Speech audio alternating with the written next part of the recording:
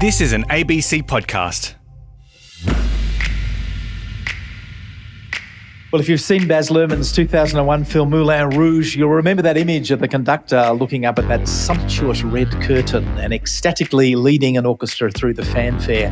It ushers us into an exotic world of entertainment, of desire, and of course of theatre. So it's fitting that Moulin Rouge is now on stage. Hey, sister, go, sister, soul, sister, flow, sister. Hey, sister, go, sister, soul, sister, flow, sister. He met Mama lie down at old Moulin Rouge, strutting her stuff on the street.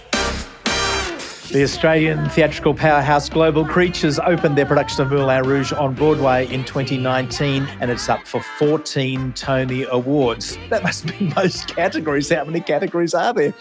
The show is also poised to open at Melbourne's opulent Regent Theatre, and just like the film, this stage version is a cocktail of popular songs from the Belle Epoque right up until today. From the film, do you remember this? All you need is love. A girl has got to eat. All you need is love. She'll end up on the street. All you need is love. Love is just a game. I was made for loving you, baby. You were made Gosh, for Nicole loving Kidman and Ewan McGregor singing the Elephant Love medley. 20 years ago they did that. They look so young when I looked at the clips. That and other famous moments have been updated for a new generation in this stage production. And the man in charge of the music of this mini splendid world is the orchestrator, arranger and lyricist Justin Levine, who miraculously joins us from Melbourne. Welcome. Thank you so much. It's great to be here, even in light of the circumstances. So when did you first see this movie? When did you first see Moulin Rouge? I saw it shortly after it came out. My drama club had a slumber party, and I remember it came on, and I was one of those kids who, you know, if everybody was really excited about something, it wasn't that I wasn't gonna like it, but that I would take my time dipping my toe in the water. And I remember it was playing in the background, and then a bunch of my classmates started to sing every moment of it. So I could feel that, you know, that indignant instinct rise up in me. But as soon as your song came up, I remember just thinking, oh, this is brilliant. I just loved that idea. I'd never seen that before, where suddenly someone's singing a song that I knew already and that I loved already, but it was theirs, you know? And I just remember instantly getting hooked in by that concept. Hope you don't mind. I hope you don't mind that I put down in words how wonderful life is. Now you're in the world. Sat on the roof and I kicked off the I was just, I'd never seen a movie like it before. Perhaps we should remind ourselves what happened. So we're in Paris at the very end of the 19th century, the Belle Epoque, which is this marvellous time when there are bohemians producing new kinds of theatre and music and dance and visual art, and the Moulin Rouge is this fabled cabaret. And we've got these young, passionate lovers, Christian, who in the movie is he's a writer, he's a poet in the movie, isn't he? And the star of the Moulin Rouge, and sort of prisoner, girl in a golden cage, Satine. And we've got this evil duke who wants to have exclusive access, to really have her as his kind of possession. Yeah. And actually something that certainly at the time that I saw the film, I wasn't thinking of or even knew about, but that Baz has since described, is that really it's based in the Orpheus myth, you know, and that there's this underworld and this poet, songsmith, you know, goes into the underworld to find her. So there's something very timeless and age old about the story. Yeah. So you're working on this stage adaptation of Moulin Rouge with the book writer John Logan and the director Alex Timbers. I mean, back in the day, you're doing this. Tell us about your collaborators and the brief you were set to transform the movie into something that would work on stage. Sure. So Alex first reached out to me, and Alex and I had already been working together for several years. And at this time, Alex had seen this two-person show that I used to do with a dear friend of mine, which was this two-person vaudeville act. And the idea was that our backstory, the quick pitch, is that we were these vaudevillian performers who were cut down in our prime in the 20s, and that we were about to just take over the world and had this brilliant catalog of music, and then died in a tragic, very dramatic way. And all of our music was lost to, sort of scattered to the wind. And so other artists over the next century took our songs and released them as their own. And so we are the ghosts of these two vaudevillian performers. And the idea would be that we would say, so you might know this song as an Elton John song, or you might know this as a Michael Jackson song, or you might know this as a Green Day song, but actually we wrote it in 1919 and it premiered at the Palladium and it went a little something like this. And sometimes we would just do a vaudevillian rendition of a song, but oftentimes as we were telling our life story, we would do these medleys and these mashups of songs. And there were always these little surprising twists and turns, and it was really such a fun show to do and to make. And Alex had been a fan of that show, and so our long-standing collaboration combined with him having seen this particular aspect of my work and writing, he felt like this would be a really good fit. And so that's how it started. Let's see what you've done in the musical. So let's take the Elephant Love Medley as a case in point, because we heard a bit of that from the film just a moment ago. So you've updated this for the stage. How have you gone about that? So one of the things that we ended up doing, so after Alex had brought me onto the team, I then began working with Alex and John Logan, our book writer, and we sat together for about a week and essentially treated it both as an adaptation and also as a ground-up musical project, in the sense that we outlined the plot from the film and indicated where the musical numbers took place, but then began to expand upon that by spotting other musical moments.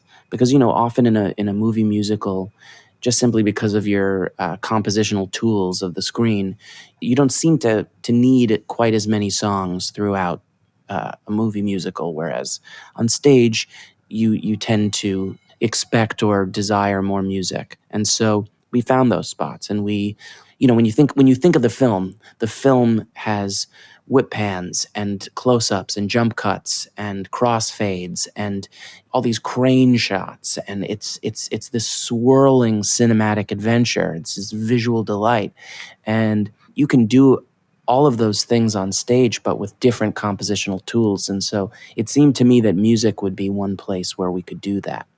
And so another thing that I started to recognize is that in pop music, a song could be about one thing from start to finish. That doesn't mean that there's no evolution to the song, but sometimes that evolution is an energetic evolution or an emotional evolution.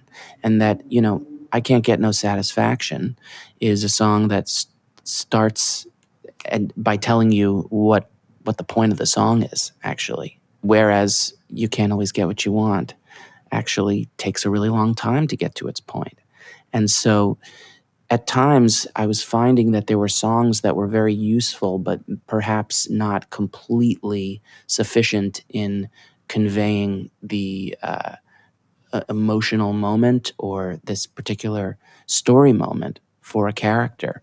So without having the advantage of being able to write original music, sometimes you had to rely on multiple songwriters and artists to. So let's have a look at piece how it. that plays out in the Elephant Love Sure. Medley. You're sitting there at the keyboard. So in the movie, let's just remember, so Christian is this young man. He's in love with Satine. They're up there on the roof where there's an elephant.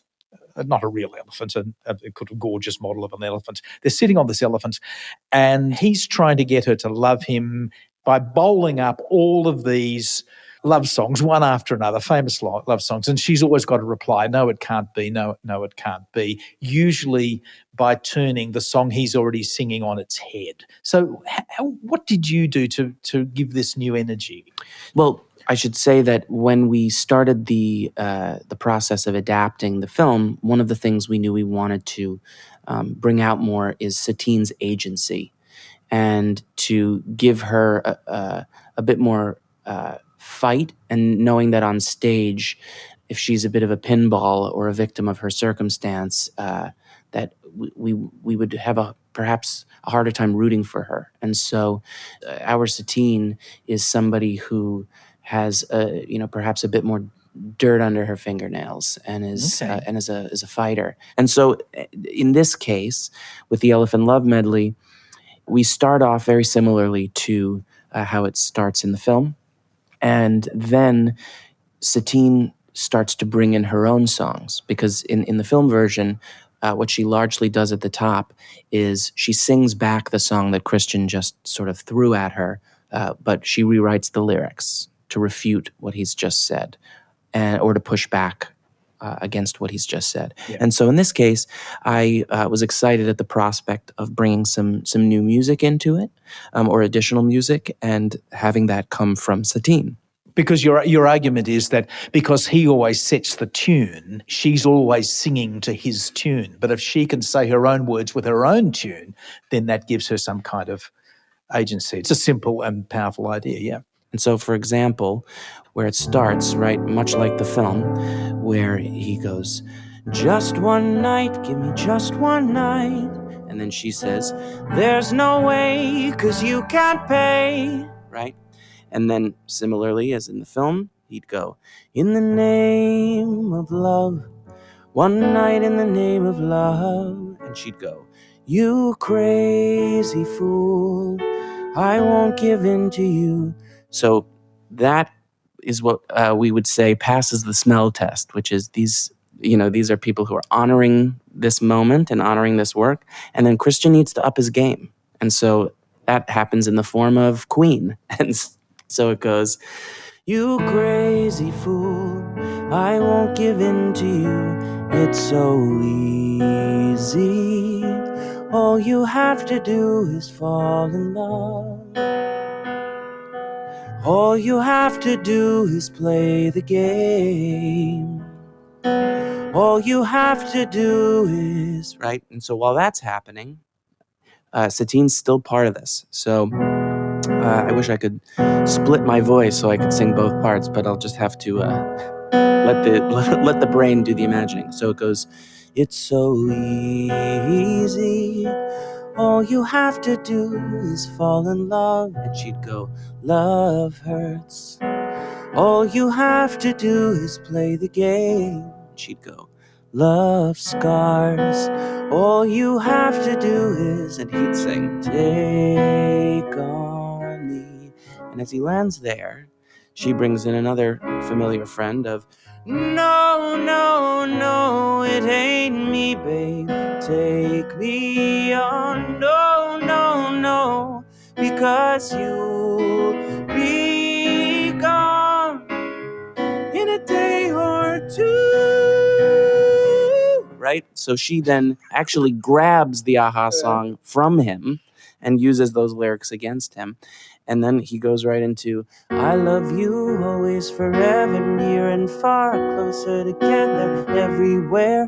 I will be with you, everything I will do for you. Don't speak," she replies. "I know just what you're thinking, so please stop explaining. Don't tell me 'cause it hurts." And then he knows that he's met his match. He's really got to pull it out now. And so where does he go? He goes to...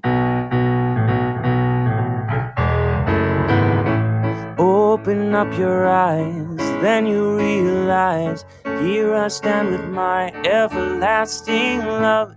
Need you by my side, girl, you'll be my bride. You'll never be denied everlasting love. Right? And it goes on and on like that, where 20 songs later, they come to a conclusion. This is Justin Levine.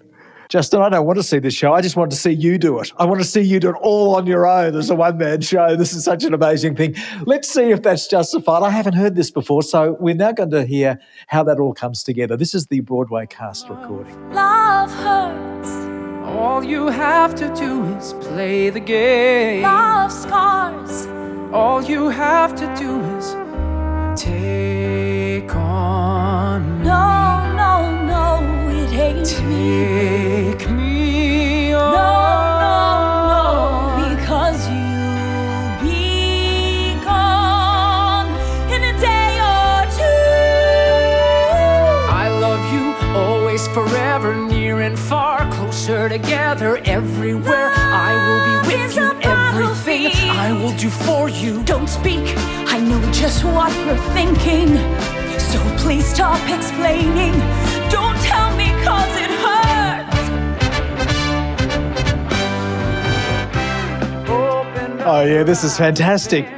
And what's amazing is you've taken these popular songs and they now sound just like a musical.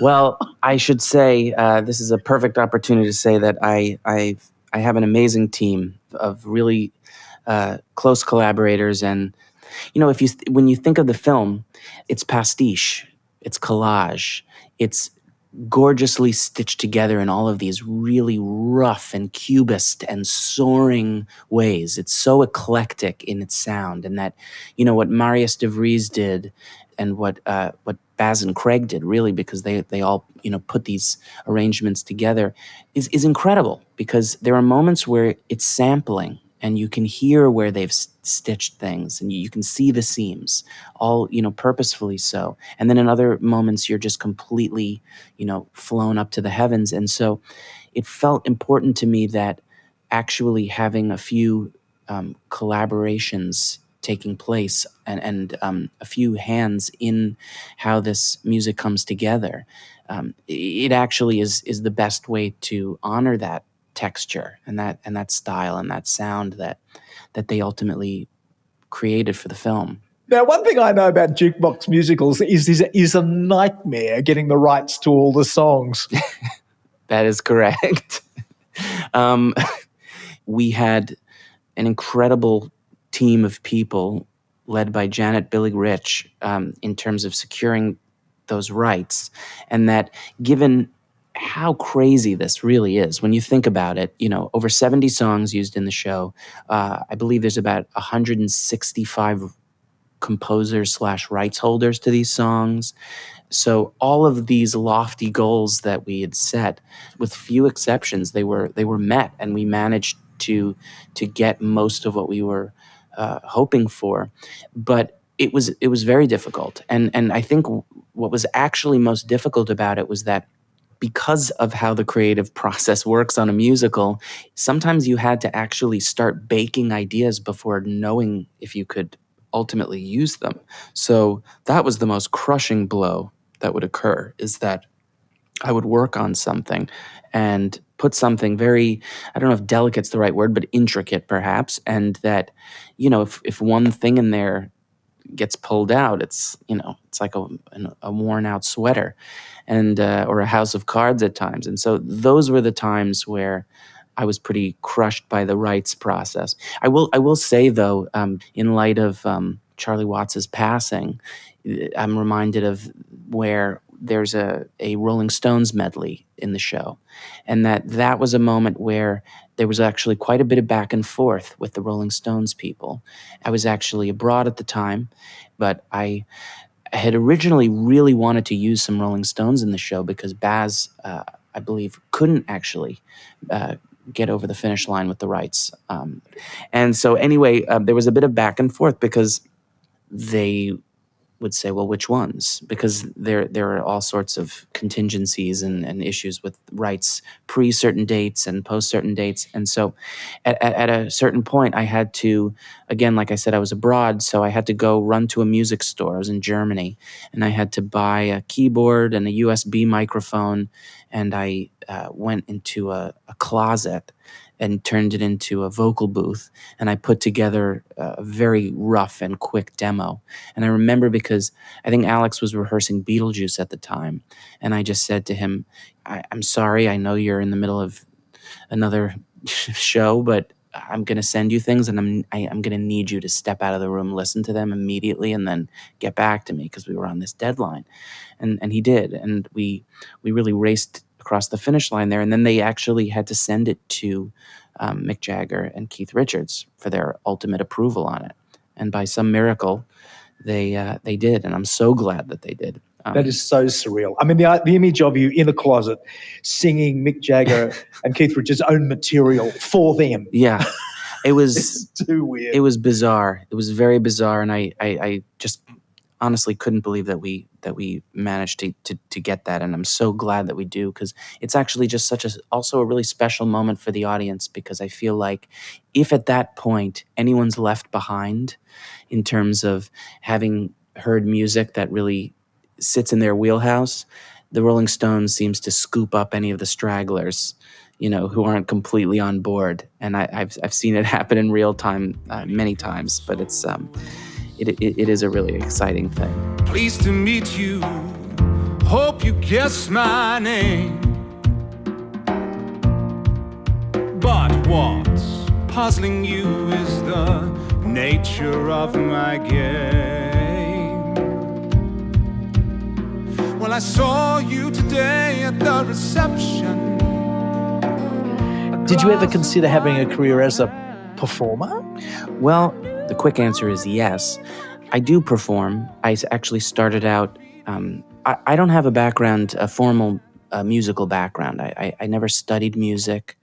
I am actually not a very proficient reader myself. I play by ear. I taught myself the piano and guitar and a few other instruments. And so actually my background, I went to school for drama. So actually I was a performer and continued to perform, but I'm also somebody who has always been really interested in kind of following what excites me and what interests me. And so sorry, you did drama at New York University. correct. Is that right? That's Yeah. right. So you're focusing there on acting and what, theater and I was writing, focused were you? on it was acting, directing, and writing, and a bit of design as well. It was a program called Playwrights Horizons, and then I went on to study classical text. So I was doing Shakespeare as well, but really my main focus was writing. And actually it wasn't really until I met Alex that he was looking for a music director who could also perform and who could act. So the first show that we did together was the musical Bloody Bloody Andrew Jackson. And so I was in that show. Basically the music director had to sing the last song in the show. All right. And what was it for? The swimming pools, the highways, the ball games in the dusk. On the battlefield, a time we were so foolish and so young. No, no, no. That was my first, sort of large-scale professional gig. And, I think over time I just found these really exciting opportunities through music. I grew up, I don't mean to sound disingenuous about my sort of musical background. I grew up with a very musical family. Both of my parents are great musicians. My grandparents could play. Everyone in my family can play something. So we always used to describe it as I learned through osmosis. It's just that I didn't study it. And but I sang in choirs, and I took one music comprehension class in high school with a fantastic teacher. But really, it was about putting words to things that I was doing but didn't understand. So like knowing that, that these are arpeggios. Like, I would do that, but I didn't know what that was. So all just to say that, I just sort of follow my nose when it comes to the work that I do. And this, for example, with Moulin Rouge was a really exciting opportunity because it's something I've never really done before. But, I don't know that this is necessarily representative of kind of what I do, Yeah. But it's such a New York story, your story. You go to New York University, you get involved in musicals. You're living the life which people all over the world wish was theirs, actually. And because New York is such a center for the performing arts, especially for the musical. And I've always wondered whether there's some quality, some dimension of New York life that the musical speaks to. Why would New York, of all places, be such a crucible for this form? I think that's a great question. I've never actually thought about that in the way that I think about it for the West End, for example. I think it's probably largely tradition. I think it's also, there's something indulgent about a musical, and I think New York is a hungry city, and I think that also, I think it's also about the cross-cultural experience of New York, that people from all walks of life and every corner gathers together. And so that's naturally going to be a place that's going to become more of a breeding ground for certain aspects of culture. But what I really want to say to you is that actually, as true as that is, I also just have to say how blown away I am by the Australian talent and by the work ethic. I can really only speak to this company, but it's mind-blowing actually how unbelievably gifted and thrilling this team is here. I read somewhere that you said you had been obsessed by Australia since you were a kid. This is What's true. that about? I've been trying to remember exactly what happened. I think I was in second grade, and so I was about 8 years old, and we were all assigned a different country to study. And so we had to read a book about it and then do a report and present to the class what we learned about these countries. And I was assigned Australia, so I read this book, and I just told my family as soon as I read the book, I said, by the way, I'm moving to Australia. And this is where I'm going to live. And I showed them a picture of the Sydney Opera House. And I had this idea in my head that I had to get here. And actually, the first time I was here was 7 years ago for auditions for a show that actually, sadly, we didn't get to do. But I was only supposed to be here for a week. And I said to the producer, I said, I'm really sorry, but I'm not coming to Australia for just a week.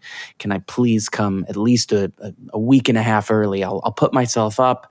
Just if you're flying me over, let's extend it. And I just remember I got here and wandered around Sydney just every single day for hours and hours and hours. And then, fortunately got to see Melbourne outside of a lockdown, and I just loved it so much. Melbourne feels a bit more like what I'm used to. It's a bit more New York, but in a wonderful way. And I love the food scene here. And again, though, it goes back to the people. There's something really, I feel like Australians sort of have like picked and chosen the best things about the British culture and the American culture. Like there's this combination of sort of just ease that I'm a big fan of, I have to say. Oh, you're breaking my heart. So the musical Moulin Rouge is coming soon to Melbourne's Regent Theatre, which is why you're in Melbourne, to get that on stage. So what have you heard? I mean, tickets are on sale, I think, now.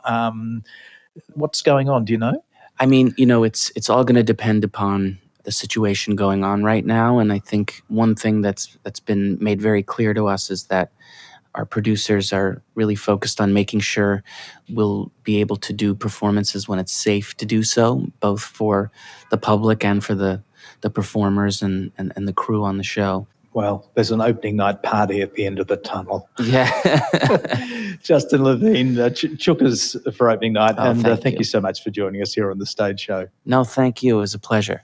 Justin Levine, he's the music supervisor, orchestrator, arranger, lyricist, all-round nice guy of Moulin Rouge, the stage musical, which is coming soon, we hope, to Melbourne's Regent Theatre. Just keep an eye on the website of the Regent Theatre for updates. I'm Michael Cathcart, and this is The Stage Show.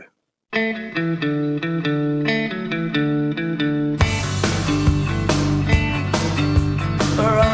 you a letter tomorrow. Tonight I can hold a pen. Well, Boy Swallows Universe by Trent Dalton has got to be the blockbuster Australian novel of recent times. This one has sold more than 500,000 copies in Australia alone, and it's won a swag of awards, and now it's been adapted for the stage in a production from Queensland Theatre with their former artistic director, Sam Strong, at the helm. The world premiere was cancelled last year due, of course, to the pandemic, but now it's happening at this year's Brisbane Festival, and you'll meet the director, Sam Strong, in just a tick.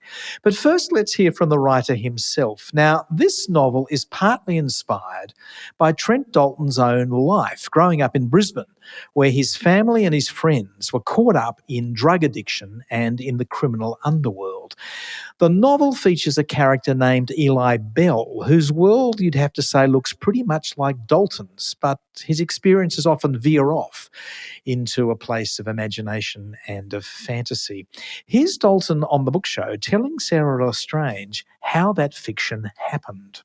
I'm a writer for the Oz, and that was the difficult part. It's just sort of like finding the time to do it. And, you know, we'd have dinner and then the kids would go to bed and I'd go downstairs into our little sort of rumpus area and I'd write from 8 till 10 at night. And basically, you know, this beautiful kid, Eli Bell, that I invented enabled me to confront stuff that as a 38-year-old journo, Trent Dalton, he probably wouldn't have been able to confront. This kid wrote the book for me, Sarah. He just said, man, I'm stronger than you, I'm wiser than you, I'm savvier than you, I'm cooler than you.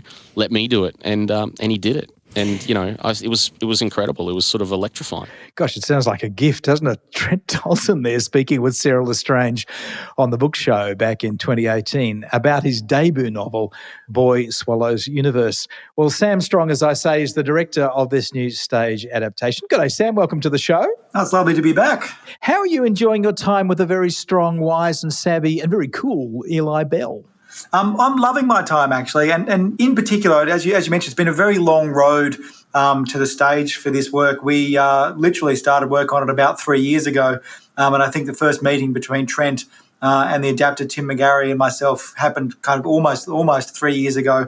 And then, of course, as you mentioned, we were originally going to be on in last year's Brisbane Festival, which of course got postponed, and we have not been without COVID disruptions in our current universe, but with what's going on in the rest of the country at the moment, we feel extraordinarily privileged to be creating work at all, let alone bringing a world premiere of a kind of much cherished novel to the stage. So I think at the best of times we would be having fun bringing this kind of challenging, dark, epic and joyous work to the stage. But at a time when not many other people have the gift of making work or of seeing work, we feel particularly blessed.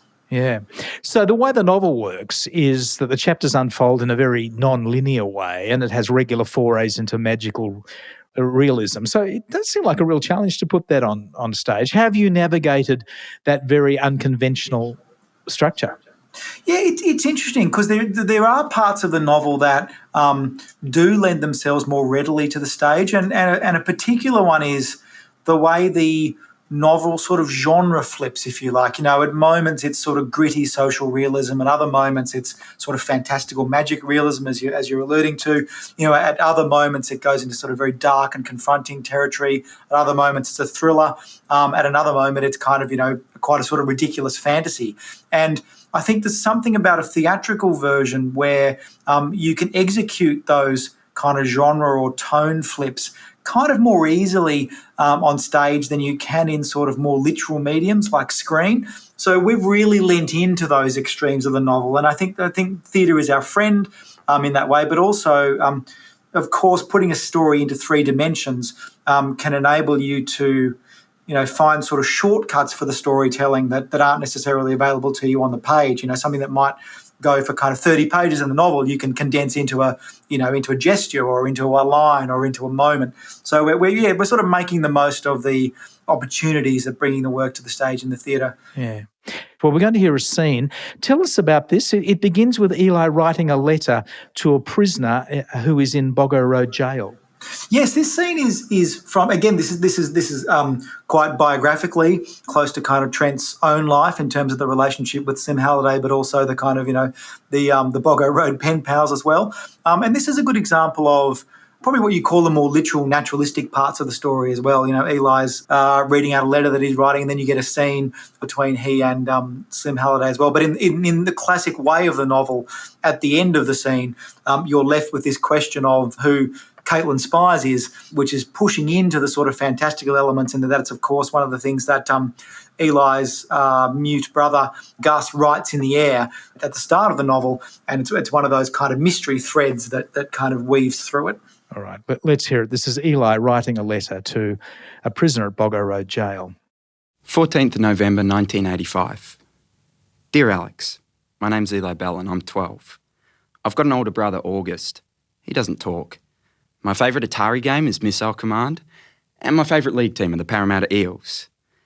Last week, Slim took me and August to see this old lift inside Brisbane City Hall's clock tower.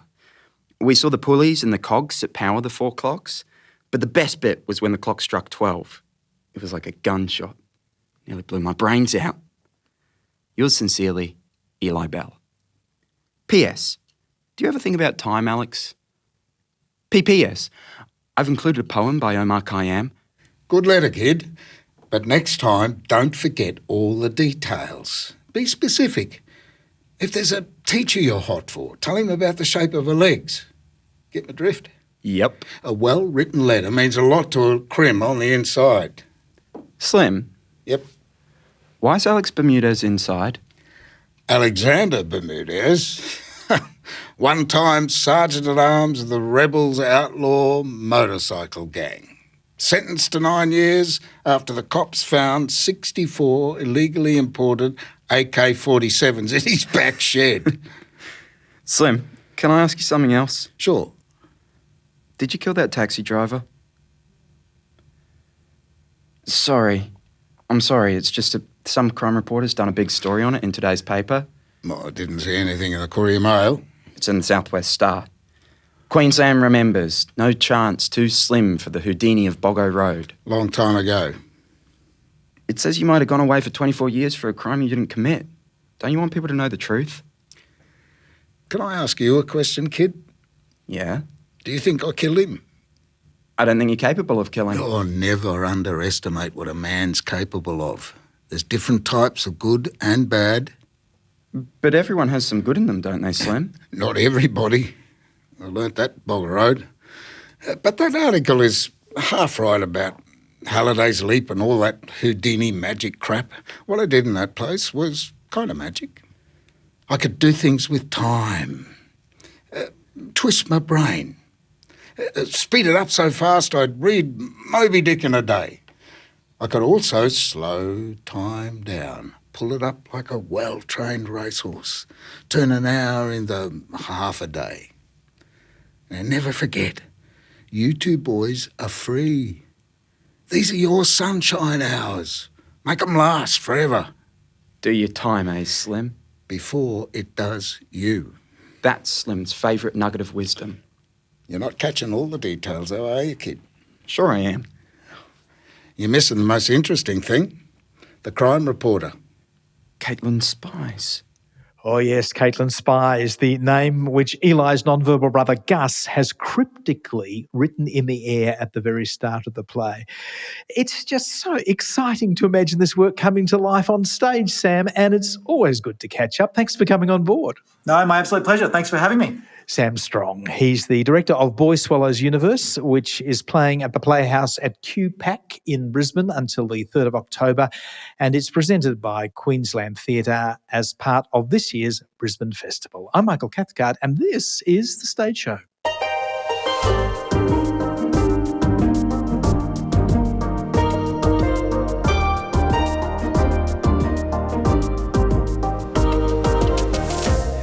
Well, here's a miraculous fact. The Darwin Festival recently wrapped up. Yes, they managed to go ahead against all those cancellations and border closures and ever-rising COVID cases. So that is a cause for celebration, isn't it?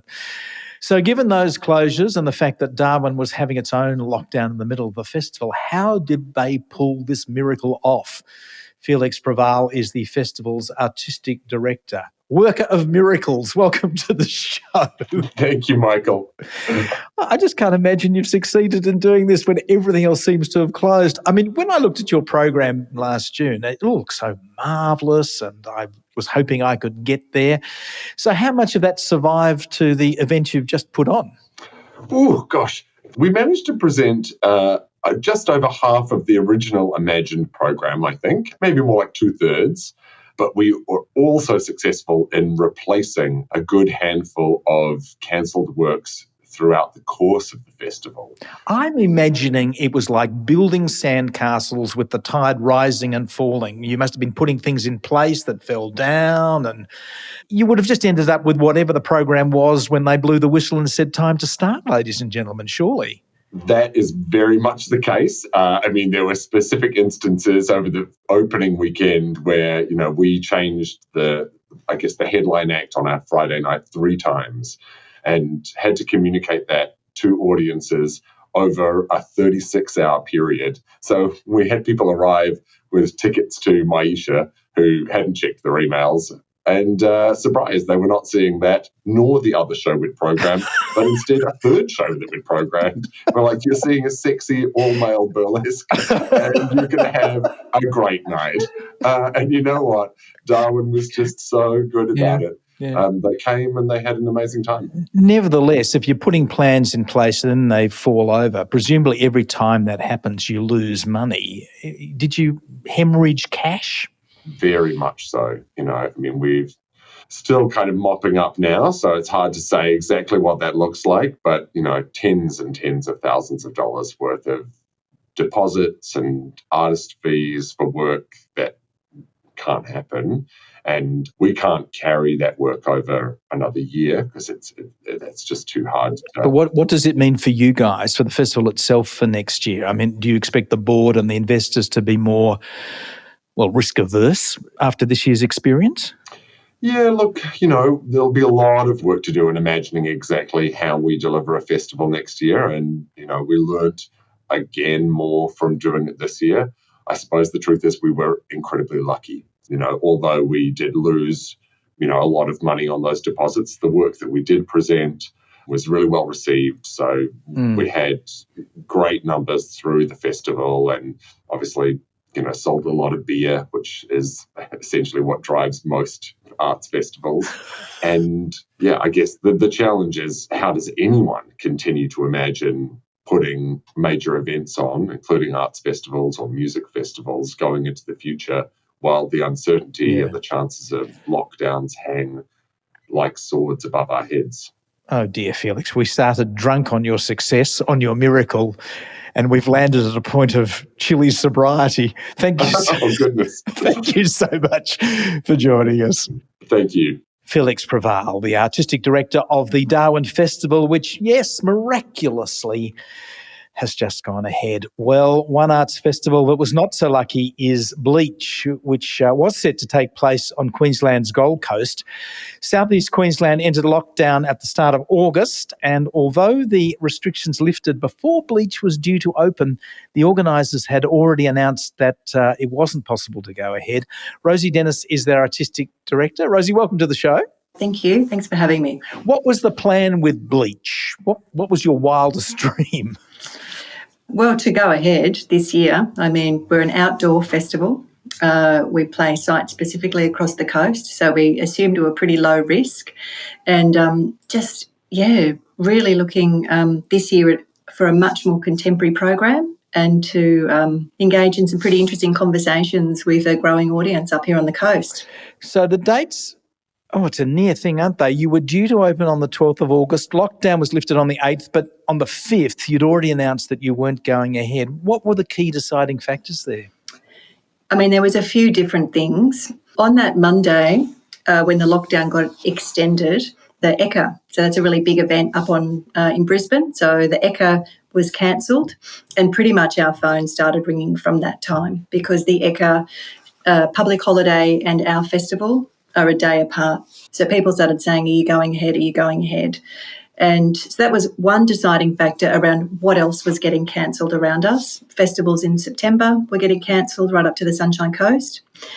And a lot of people don't think of the Gold Coast as a regional city, as a regional place, but we're absolutely regional. And so we have to bring in gear from Sydney and from Melbourne. And we also engage a lot of our crew from Brisbane. So there was travel restrictions. So key team members weren't allowed to travel. Well, did you explore the possibility that you could have those restrictions lifted? Was there some sort of exemption that might have been open to you? Yeah, that was definitely a path we explored for artists as well, interstate artists for exemptions, and for our Brisbane-based artists and crew. But by that stage, I mean, time just wasn't on our side. And in the spate of 3 days, our experience of working with Queensland Health and working with Arts Queensland, the work needed to be done for exemptions. The goalpost kept shifting because the hotel quarantine was filling up. So there was fewer places, and it got to a point where we were having to make an economic case of the economic value that artist would bring to the state, for example. And that's really difficult to do that when you're a week out from delivering a festival. I mean, we did it still, and we weren't successful there. But with our crew, that was a real blow because we're an hour from Brisbane, and we couldn't find a way for them to jump on the M1 and come down for work. Yeah. So were you looking sideways at other cultural activities, other public events that were managing to get those sort of exemptions? Oh, absolutely, of course. I think that there was a film production just being shot in Surfers Paradise, so that was able to continue on throughout the lockdown, contained with COVID safe plan as we had. That wasn't impacted. So was your event insured against cancellation? Great question. We've just done all our insurances, and we now have a new clause, which is a communicable disease clause.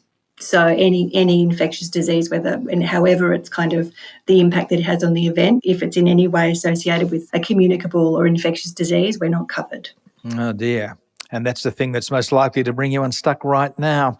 Well, look, I'm sorry you weren't able to pull this one off, but we'll look forward to seeing the festival back up and running in 2022. Thanks so much for joining us. Thank you, Michael. It's been great. Rosie Dennis is the Artistic Director of the Bleach Festival on the Gold Coast. And we did send some questions to Queensland Health and to Arts Queensland about those exemption requests, which may have allowed the festival to proceed. But we didn't hear back before our production deadline. But if we do hear from them, we'll post their response on our website. Now, as Rosie mentioned, it seems all but impossible for event organisers to get insurance for the one thing most likely to scuttle their plans, that being COVID-19. And in the light of that, a group of live music and entertainment industry bodies have been calling for a government-backed insurance scheme to help boost the sector's confidence as it reopens and to provide a financial safety net in case of further cancellations. One of the bodies advocating this kind of support is Live Performance Australia. Their chief executive is Evelyn Richardson. Hi, Evelyn. There's a scheme they've set up in the UK that you like the look of. Tell us about this. Well, very recently, the UK announced a significant insurance scheme for live entertainment across the entire country. They're not the first country to do this. I mean, Germany, Denmark, a number of countries in Europe have already provided these sorts of schemes. I mean, the key issue we've got at the moment is that obviously for the last 18 months, we tried to bring our industry back. We were activated with our theatres open 100%. We were gearing up for live music and our touring circuit in October. And obviously Delta's cut right across that and taken us, right back to the beginning where everything's now being moved out to late next year. But at the moment, all of our industry's cash reserves have gone. Everybody's lost, the industry's lost probably over $2 billion plus in the last 12 months. And nobody can insure for any of that. So going forward, business confidence has collapsed. Companies really need to be able to access insurance so that as we're getting ready to reactivate and bring those shows back next year, later next year, particularly for live music, large events, that, producers and promoters can underwrite that risk. For about more than 12 months, we've been calling on federal and state governments to work with us to create a shared scheme between the federal government and the state governments, which industry is prepared to pay for, because there's a clear market failure where we can't access that insurance right now, and we think there's a role for government to work with us to create that scheme. Because insurers won't take on that level of risk. Is that the issue? Right. Right, okay. So the scheme you like the look of is some kind of partnership between the government and Lloyd's, the famous London insurer. What does it mean to say the government is underwriting this? Doesn't that just mean the government is the insurer? Why is the insurance company involved at all? Well, they may not need to be. I mean, different governments set up their different insurance schemes in different kinds of ways. But the more important thing is that there's some allocation where, if that scheme needs to be called on, then that money can be provided. I mean, with the temporary interruption with the Screen Fund, for example, then the government provides that funding. Or government could, through its own insurance companies, work with them in partnership, to provide that kind of product.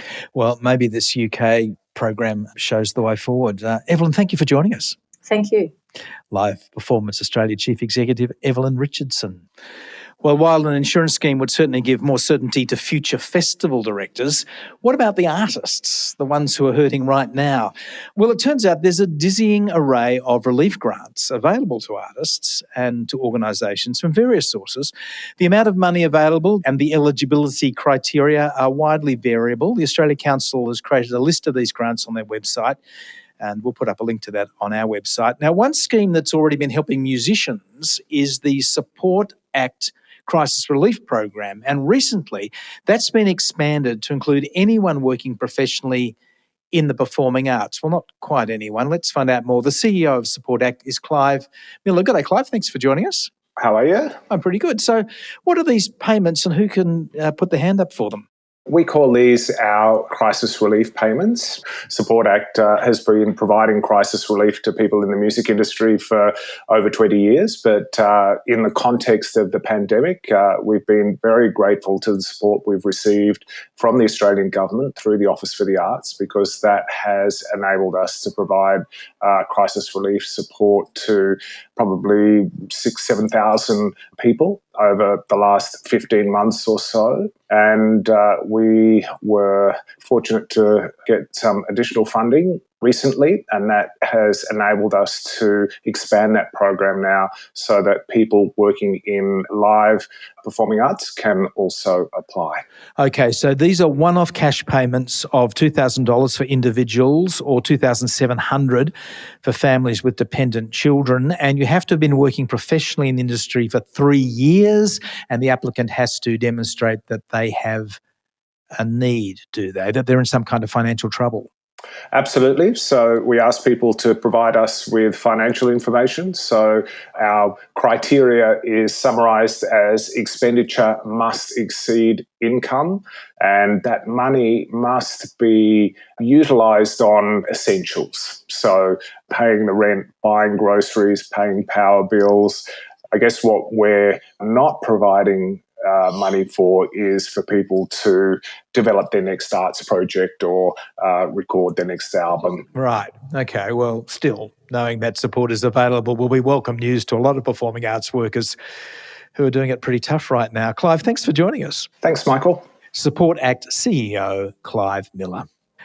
And that's the Stage Show for another week. Now, if you're in lockdown and wondering what on earth you can listen to next, I've got a suggestion for you. Just look at the back catalogue of the Stage Show, because there are wonderful programs all lined up there just waiting to take you out of yourself into a kinder, sweeter, gentler place. And what lovely programs to share with your friends. The program is produced by Kim Jurek. I'm Michael Cathcart, and this is Radio National. See you next time. Bye now. You've been listening to an ABC podcast. Discover more great ABC podcasts, live radio and exclusives on the ABC Listen app.